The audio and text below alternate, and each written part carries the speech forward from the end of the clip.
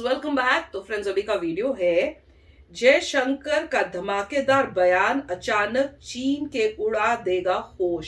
तो चलो, इनकी जो भी मतलब होते हैं इंटरव्यूज, जो बोलते हैं बहुत ही धमाकेदार होता है, बहुत इंटेलिजेंटली बात करते हैं। मुझे ये बहुत अच्छा लगा है कि इंटेलिजेंटली अच्छे जवाब देते हैं।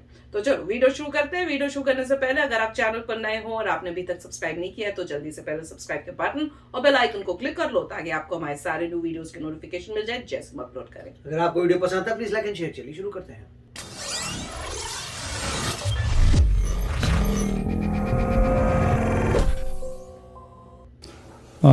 आपसे एक चीन से रिलेटेड एक महत्वपूर्ण क्वेश्चन करना चाहता हूँ। चीन अपनी नीतियों और अपनी वस्तुओं से पिछले 20 वर्षों में दूसरे देशों की इंटरनल पॉलिटिक्स को प्रभावित कर रहा है और उसने अफ्रीका और ऑस्ट्रेलिया वगैरह की सभी माइंस पर उसकी कंपनियों ने कब्जा किया है। प्लस उसको लॉन्ग टर्म जो रॉ मटेरियल है वो जो वहां से मिलने वाला है।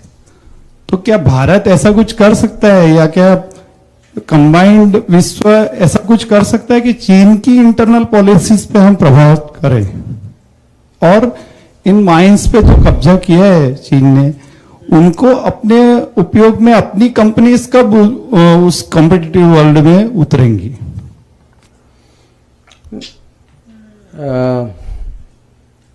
देखिए, ऐसा है कि जो इंटरनेशनल पॉलिटिक्स, हर पॉलिटिक्स जो है इंटरनेशनल हो या डोमेस्टिक हो, कॉम्पिटिटिव होती, ये माने उसका स्वभाव है।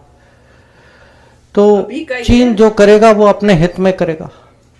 हमें अगर परेशानी है तो हमें भी जो अपने हित में करना चाहिए हमें करना चाहिए। इसमें मैं मानता हूं कि पिछले 75 साल में हमारे यहाँ अलग अलग डिपार्टमेंट में या डोमेन में कहीं कमी रह गई हो। इकॉनमी उतनी नहीं बढ़ी जो मैंने कहा कि 15 साल की गैप थी रिफॉर्म में। अभी देख, जब राजीव गांधी गए चाइना 1988 में, हम दोनों इकॉनमी बराबर थे।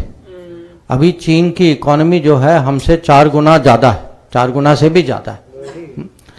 तो मुझे लगता है कि नेगेटिव थिंकिंग के बजाय कॉम्पिटिटिव थिंकिंग होना चाहिए।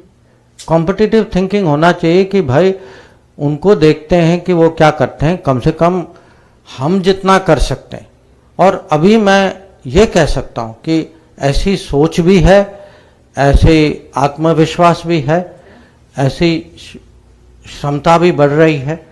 अभी अभी मैं लैटिन अमेरिका से वापस आया हूँ, साउथ अमेरिका से, और मैं वहाँ देख रहा हूँ कि ब्राज़ील हो या अर्जेंटीना हो, हमारे कंपनीज हैं वहाँ, माइनिंग में भी हैं, पावर में भी हैं, एग्रीकल्चर में भी हैं। तो जितना अभी मेरे लिए तो जितना इंडियन इकोनॉमी बढ़ सकती है, जितने हमारे बिजनेसेस बाहर जा सकते हैं, और उसमें गुजरात की लीड तो नेचुरल है। मैं तो पूरा गुजरात पे निर्भर हूं कि भाई आप मेरी विदेश नीति का कुछ करिए, आप लोग बाहर जाके कुछ करिए। और सचमुच जितने हमारे कंपनीज बाहर जाते हैं इसका बहुत बहुत प्रभाव होता है, क्योंकि जो बाहर के जो दूसरे देश जो हैं उनके लिए इंडिया या इंडियन लीडरशिप ठीक है, वो कहीं चित्र देखते हैं, कभी कभी हमसे बीच में मिलते भी हैं, बट उनका जो रोज का जो इम्प्रेशन, रूटीन का जो इम्प्रेशन होता है, या तो वो जो इंडियन कम्युनिटी के कारण होता है, वही ना जो या इंडियन बिजनेस के कारण होता है। जितने ज़्यादा बिजनेस हो, जितने अच्छे कंपनीज हो, जितने ज़्यादा कम्युनिटी हो, उनकी प्रगति का असर उन पे होता है। तो मुझे लगता है कि हम ठीक दिशा पे जा रहे हैं। अभी तो 8 साल ही हुए हैं, थोड़ा समय और दीजिए, पर मुझे पूरा विश्वास है कि हम उस ठीक ट्रेजेक्टरी पर हैं। गुड, अरे ये अच्छा।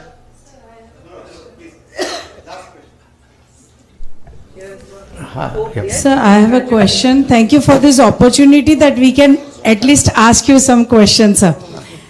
Sir, आपने फॉरेन पॉलिसी के बारे में,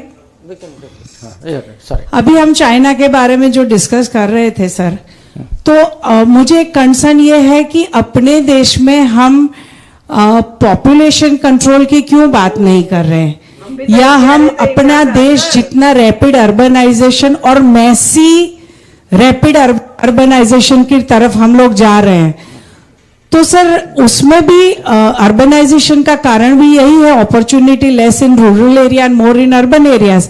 सो फॉरेन जब हम लोग खुद ही सिर्फ अब्रॉड ट्रैवल करते हैं तो we see things so much more in balance.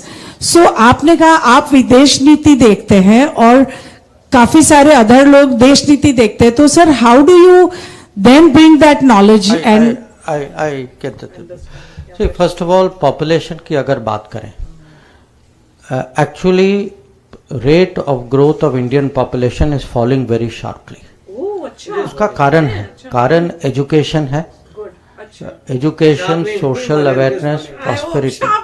अगर आप देखें, आप अपने आप पर देखें, each one of us with the passage of time the family size is smaller. It is part of evolution, you can say. अब जो forced population control जो है, it can have very dangerous consequences, because you are seeing in some countries there is great shortage, वो gender balance disturb हो जाता है. That is not in the interest of any society. So I feel, देखिए democracy की बहुत अपनी कमियां होती हैं, कभी कभी बड़े लोग फ्रस्ट्रेट भी हो जाते हैं, बट जो भी आप कहें, I feel in this country for all its difficulties any day democracy is better than non democracy. वो तो बिल्कुल, वो तो 101%. And solution to problems like population has to be democratic. It should not, in my view, it should not be forced. And जिन्होंने force किया है, I point to you, look at them today, वो पछता रहे हैं. They are not happy with what they have done. तो तो हटा भी सकते. सेकेंड इशू जो आप अर्बनाइजेशन की जो बात ठीक करें, हो जाएगा. नहीं, जो your point is well taken. You know, I only said it in response to his, because I did not want to get into his question. Huh?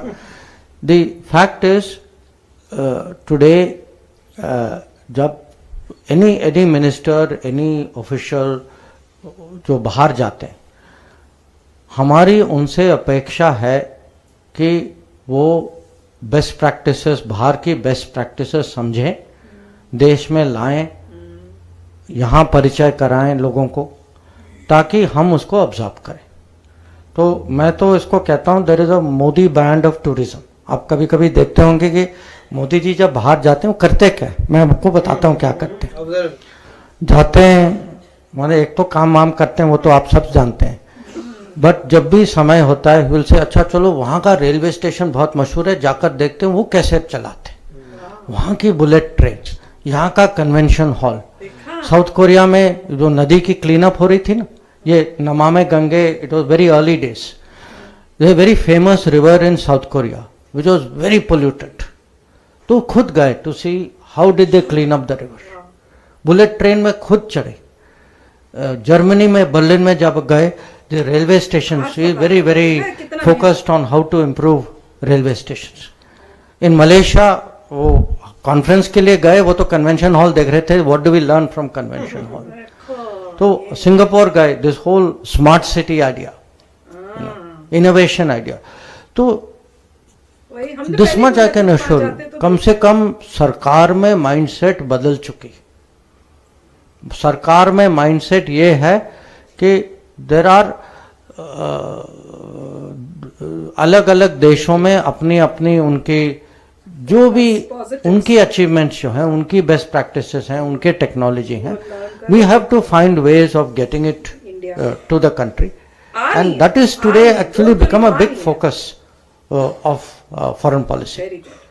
So it is very much there, and in urbanization, the whole idea of smart cities, idea of अगर आप हमारे यहाँ देखें, see today the road connectivity, look at what is happening. जितना अभी railways पे हम बल दे रहे हैं, you know, faster train, better train, greener train, better services on train. Look at actually connectivity, that is also part of urbanization. Planning. So I would say it is, the whole idea of smart city is life will become more urban. Urban population is growing day by day. We should prepare to accommodate them, not say Ram Bharose jo aayenge wo aayenge, and we have no responsibility. I think that era is now behind us. What a man, what a speech. जैसे question answers किए हैं to the point, very frankly, और बहुत ही intelligently answer किया है. और मोदी जी कैसे काम करते हैं, हमें शक था, हमें लगता था कब से बोल रहे थे, आज वो कंफर्म भी हो गया कि जहां मोदी जी जाते हैं ऑब्जर्व करते हैं, और वो अच्छी बात जो इंडिया लेके आए, हमने कितनी बार कहा, वो जहां भी जाते हैं उनको सब कुछ साफ सुथरा नजर आता है, इसलिए वापस आके उन्होंने बोला सब सफाई करो. एयरपोर्ट देखते हैं उनका, हमारे पास भी ऐसे एयरपोर्ट बना रहे हैं. रेलवे स्टेशन देखा, रेलवे स्टेशन वैसा होना चाहिए. म्यूजियम्स वैसे बना रहे हैं, कन्वेंशन सेंटर वैसे बना रहे हैं. जो वहां पे वो ऑब्जर्व कर रहे हैं सिटी में, जो देख रहे हैं, और वो ऑफ कोर्स सिटीज को भी देख के बोलेंगे सिटीज को वैसा बनाओ. वैसे तो अभी स्मार्ट सिटीज का कॉन्सेप्ट लेके आ रहे हैं, वो बन रही है. बिल्कुल, उनको ये होता है कि मेरे देश में ऐसा क्यों नहीं है, पहले उस पे काम करो. ये गवर्नमेंट कमाल की गवर्नमेंट है यार, मजा ही आता है. वेरी नाइस, बहुत अच्छा कि मोदी जी ने इसके बारे में कभी कुछ नहीं किया. वो दूसरे बता रहे हैं कि एक्चुअली मोदी जी वो देखते हैं ना जो काम कर रहे हैं वो तो कर ही रहे हैं, उसके अलावा क्या कर रहे हैं ये सब ऑब्जर्व करके वापस ला रहे हैं. अभी तो जो कुछ कंट्री के लिए करना चाहता है वो जो है गवर्नमेंट को, मोदी जी को ज्वाइन करना वन चाइना, जो वन चाइल्ड पॉलिसी थी चाइना में, वहां पे उनको प्रॉब्लम आई है क्योंकि एक फैमिली में एक ही बच्चा था, तो अब वो जो है उन्होंने मेरे ख्याल से 2 कर दिए हैं, तो वो चेंज हो रहा है. इसलिए वो सही कह रहे हैं कि अपने एजुकेशन से ही लोगों को नजर आना चाहिए कि अब मत करिए. शार्पली डिक्लाइन तो नहीं है, डेफिनेटली डिक्लाइन तो है, और मेरे ख्याल से गोइंग फॉरवर्ड काफी इंप्रूवमेंट हो जाएगा. तो वेरी नाइस, बहुत ही अच्छा था, मजा आ गया देखने में. तो चलो फ्रेंड्स, चलते हैं, मिलेंगे नेक्स्ट वीडियो में बहुत ही जल्द. Till then take care and bye bye. तो अगर आप मेरे इस चैनल पे नए हो तो जल्दी से सब्सक्राइब के बटन को हिट करो और बेल आइकन को क्लिक करो, ताकि आपको मेरा जब नया वीडियो मैं लगाऊं आपको उसके बारे में जल्दी से पता चल जाए.